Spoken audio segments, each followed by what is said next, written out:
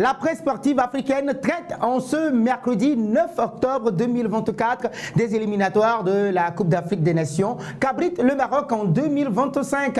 Et tout de suite les amis, si c'est votre première fois de nous découvrir, n'hésitez absolument pas de vous abonner à cette chaîne, d'activer la cloche de notification pour ne rien rater autour de l'actualité, autour des sélections justement qui vont disputer ces éliminatoires et ils vont se qualifier pour la Coupe d'Afrique des Nations. On reviendra également sur les enjeux dans les différents groupes. Vous aurez tout ceci et puis un tour en Europe pour parler justement du Milan AC. On reviendra en Espagne où nous allons terminer avec Don Andrés Iniesta. Vous restez avec nous. Les 3W realdemadrid.com pour avoir toute l'actualité sur les Casablanca. Oui, c'est notre site. Les 3W realdemadrid.com aussi sur Facebook, YouTube et TikTok. Vous allez nous retrouver sur ces différentes plateformes et que sais-je encore, X. On y est bien évidemment, les 3W realdemadrid.com. Clin d'œil à Carino Satia et à Don Boris Sadakanou à Goudavi à qui je fais un clin d'œil assez spécial. Alors tout de suite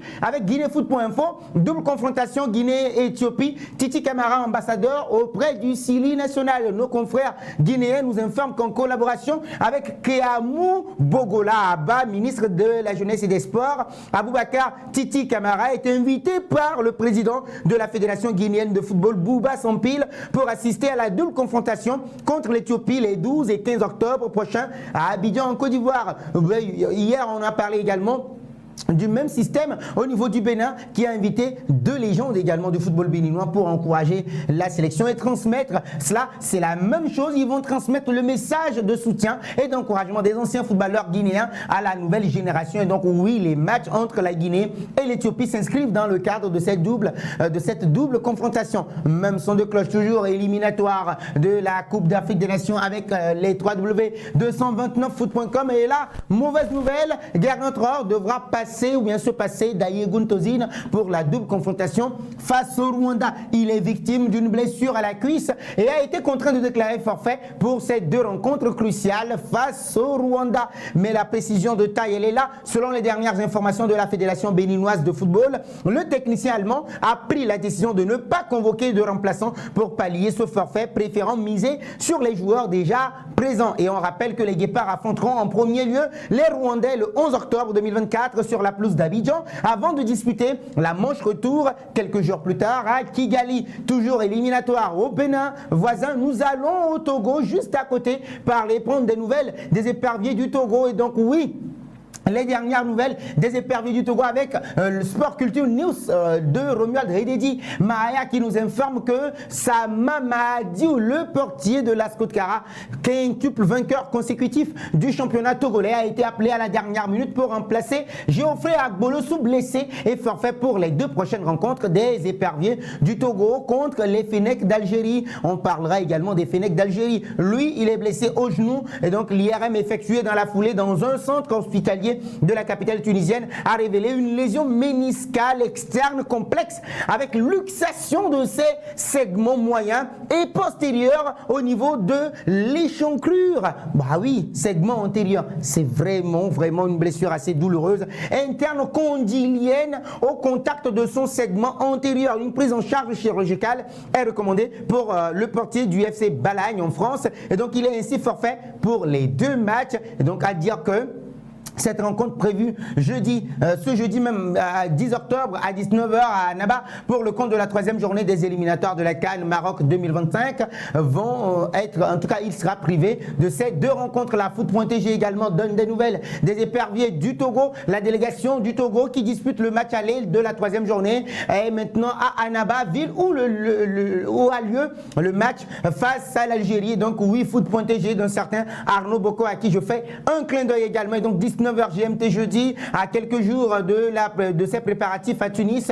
Bah oui, le Togo est probablement prêt pour cette rencontre-là et c'est ce dont parlent également nos confrères de l'équipe sportive avec Odouane et Akakbo, avec cette équipe-là qui est déjà prête par rapport aux locaux également qui sont dans le nid des éperviers du Togo. Les talons.net, nous sommes au Burkina Faso toujours dans les cadres de ces éliminatoires avec un certain Issoufou Dayo qui se confie sur son retour. Et bien oui, je suis très heureux de retrouver le groupe puisque cela faisait un bon moment, mais j'étais toujours en contact avec mes coéquipiers, de même qu'avec notre coach avec qui nous avons échangé au téléphone. Pour l'instant, tout se passe bien et les coéquipiers ont déjà réussi à engranger de bons points. Et comme on le dit toujours, le Faso d'abord, a-t-il confié dans un entretien justement annoncé ou bien accordé à nos confrères de l'étalon.net du Burkina Faso. Nous allons au Maroc parler du 360 Sport et nos confrères justement marocains qui nous donnent des nouvelles des Lions de l'Atlas, oui certes déjà qualifiés en tant que pays hôte,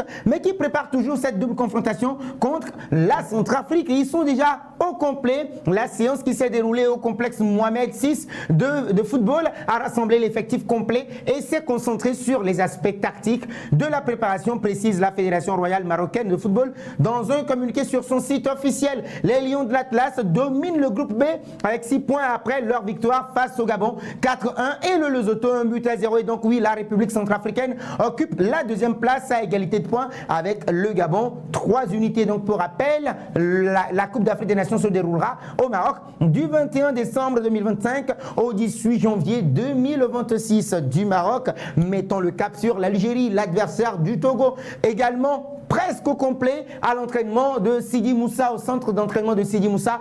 Séance qui a débuté à 18h sur l'un des terrains du centre technique national de Sidi Moussa fut intense et consacrée essentiellement au travail technico-tactique, nous informe le confrère algériens qui n'ont pas oublié de préciser justement que pour la journée de ce mercredi, les Verts rallieront la ville d'Annaba en fin de matinée et effectueront une dernière séance d'entraînement à partir de 18h. Alors, la situation dans les différentes poules, dans les différents groupes, Africa Top Sport nous fait voir ça, les grands enjeux de la 3e journée. Déjà dans le groupe A, la Tunisie peut déjà prendre une option pour la qualification. Le groupe B, le Maroc peut confirmer sa domination. On en a parlé. Le groupe C, où l'Égypte et le Cap-Vert sont en pole position. Le groupe F, duel de haute voltige entre l'Angola et le Ghana qui ne va pas bien. Le groupe G, la Côte d'Ivoire face à une Sierra Leone en difficulté.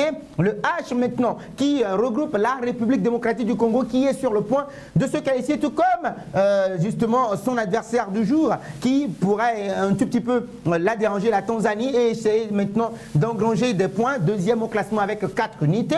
Le groupe I avec Mozambique et Mali à la lutte justement pour la suprématie et la qualif. On n'oubliera pas l'Eswatini et puis la Guinée-Bissau. Le groupe J, le Cameroun et le Kenya à égalité de points. Un match choc justement qui arrive au niveau des hommes de Samuel Eto'o, on va le dire ainsi, ou bien de Marc Brice. Le groupe le groupe K, avantage pour l'Ouganda et l'Afrique du Sud. On n'oubliera pas le groupe L, enfin occasion pour le Sénégal et le Burkina Faso de concrétiser leur domination dans ce groupe-là. Alors justement, parlant du Sénégal, Kalidou Koulibaly a fait un hommage, ou bien a rendu hommage, un vibrant hommage justement à Aliou Cissé, et en demandant justement à ses coéquipiers de jouer pour gagner en faveur, ou bien pour faire plaisir à Aliou Cissé. Nos confrères des www.afriquesport.net en parlent. Sénégal, c'est une situation qui peut chambouler le limogeage ou bien le non-renouvellement du contrat d'Aliou Cissé, mais nous sommes des guerriers et on va tout faire pour pouvoir l'emporter. Et donc, comme une victoire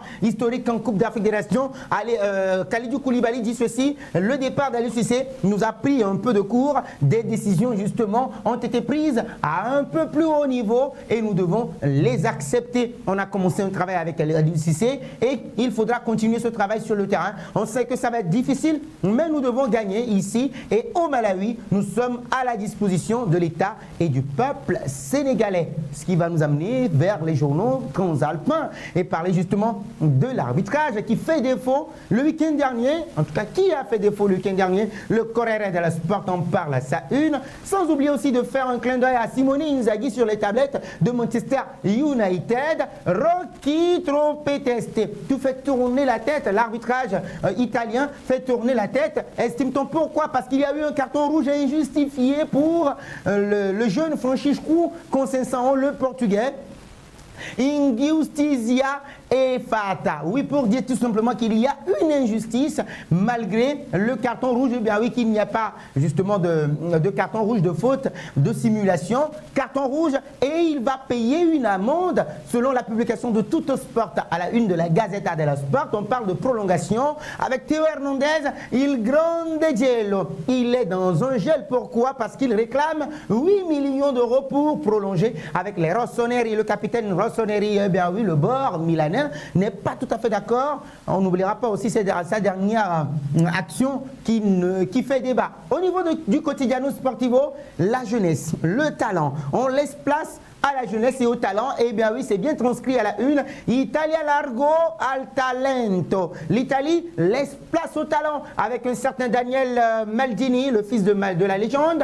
On n'oubliera pas Matteo Gabbia. Et puis le jeune de 20 ans, Nicolo Pisilli. Et là, le portier de la Juventus de Turin, Daniele Di Gregorio, la jeunesse qui veut frapper un grand coup au niveau de la nationale. Nous quittons l'Italie avec I Romanista qui fait un clin d'œil toujours à Pisilli, Nicolo Pisilli, 20 ans, qui est maintenant le nouvel espoir au niveau du journal local de l'AS Roma. Alors, nous allons en Angleterre avec Manchester United et le futur d'Erik ten Hag. Il y a eu une réunion hier entre les hauts dirigeants de Manchester United, 7 heures au sommet de discussion. Bah oui, toujours pas de situation claire concernant le futur d'Erik ten Hag. Welcome to Manchester.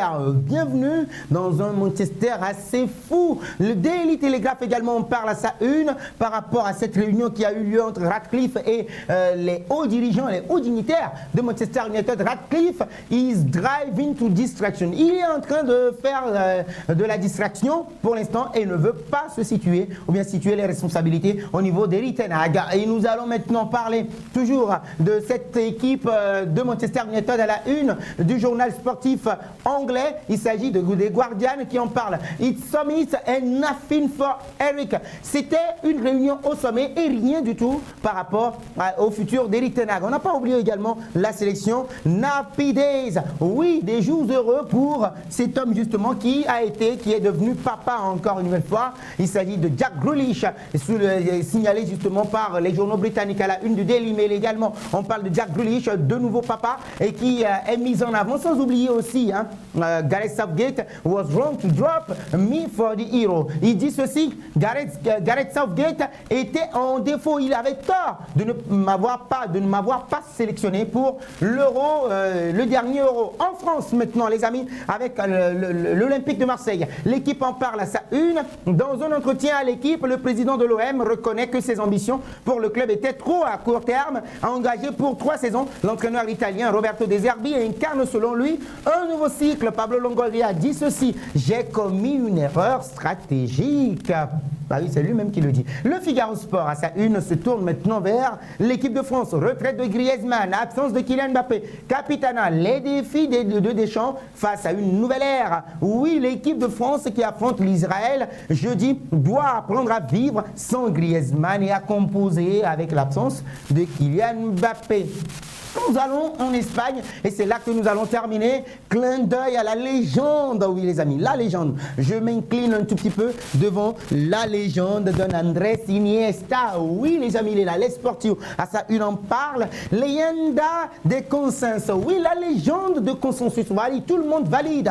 Que vous soyez barcelonais ou pas, espagnol ou pas, vous validez Don Andrés Iniesta. Marca, ça une, reprend l'un de ses propos avec ce but de la Coupe du Monde 2010, la seule étoile pour l'Espagne.